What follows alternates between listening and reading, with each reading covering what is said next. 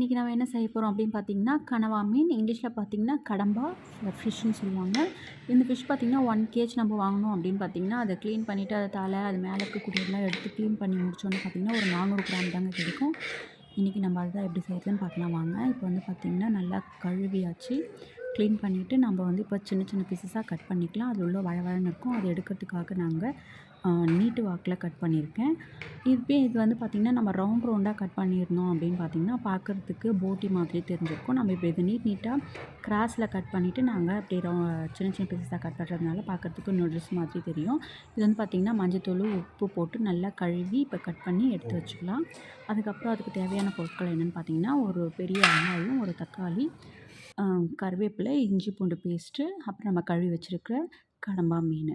இப்போ வந்து பார்த்திங்கன்னா ஒரு கடாயில் எண்ணெய் 2 கரண்டி ஊற்றிட்டு அதை காஞ்ச உடனே கொஞ்சம் சோம்பு, பட்டை, லவங்கம், கடுகு போட்டு நல்லா வந்து பொரிஞ்ச உடனே நம்ம ஆனியனை சேர்த்துக்கலாம். ஆனியன் வந்து பொன்னிறமாக வர வரைக்கும் நம்ம நல்லா வதக்கிக்கலாம். இதில் வந்து பார்த்திங்கன்னா கருவேப்பிலையும் இதோடு சேர்த்துக்கிறேன்.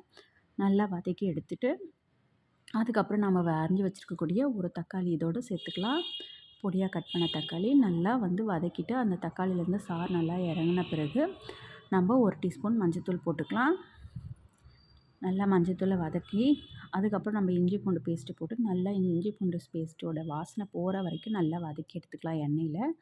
அதுக்கப்புறம் பார்த்திங்கன்னா நம்ம ஒரு 2 டீஸ்பூன் மிளகாத்தூள், நம்ம சாம்பாருக்கு யூஸ் பண்ணுவோம் இல்லைங்களா, அந்த மிளகாத்தூள் தான் நான் இதுக்கு யூஸ் பண்ணுறேன். 2 டீஸ்பூன் மிளகாத்தூள், தேவையான அளவு உப்பு போட்டு நல்லா வதக்கிட்டு நம்ம கட் பண்ணி வச்சுருக்கக்கூடிய க்ளீன் பண்ணி கட் பண்ணி வச்சுருக்கக்கூடிய அந்த கடம்பா மீனை வந்து இதோடு சேர்த்துக்கலாம்.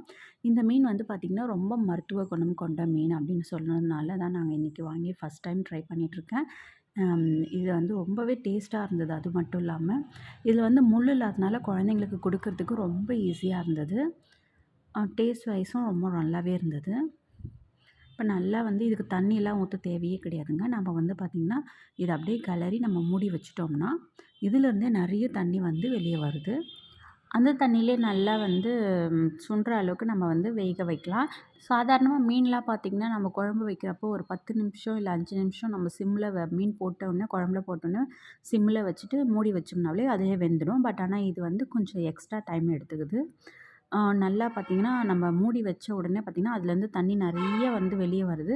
அந்த தண்ணியிலே வந்து வேகட்டும்னு சொல்லி நம்ம விட்டுட்டு அப்புறம் பார்த்தோம்னா கொஞ்சம் வந்து வேகாத மாதிரி தான் தெரியுது. அப்போ வந்து ஒரு ஒரு 1/4 டம்ளர் தண்ணி நம்ம சேர்த்து மறுபடியும் நல்லா கிண்டி விட்டுட்டு நம்ம மறுபடியும் மூடி வச்சோம்னா நல்லா சுருங்கி நூடுல்ஸ் மாதிரி ஆகிடுது. அப்போ வந்து பார்த்திங்கன்னா எடுத்து டேஸ்ட் நசுக்கி பார்க்குறப்ப நல்லா வெந்து வந்துடுது.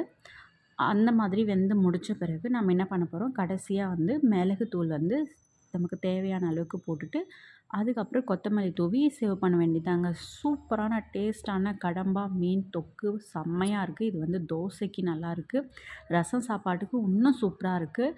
நீங்கள் யாரெல்லாம் இதை வந்து சமைச்சிருக்கீங்க, இந்த மாதிரி மெத்தடில் சமைச்சிருக்கீங்க அப்படின்னு, இல்லை வேறு எந்த மாதிரிலாம் சமைச்சிருக்கீங்கன்றதை கமெண்ட் பாக்ஸில் சொல்லுங்கள். அது மட்டும் இல்லாமல் இது ரொம்பவே டேஸ்டியாக மருத்துவ குணம் கொண்டது. கண்டிப்பாக நீங்கள் வீட்டில் ட்ரை பண்ணி பாருங்கள். இதில் வந்து முள் இல்லாததுனால குழந்தைங்களுக்கு கொடுக்கறதுக்கு ரொம்ப ஈஸியாக இருக்குது. Thank to watch.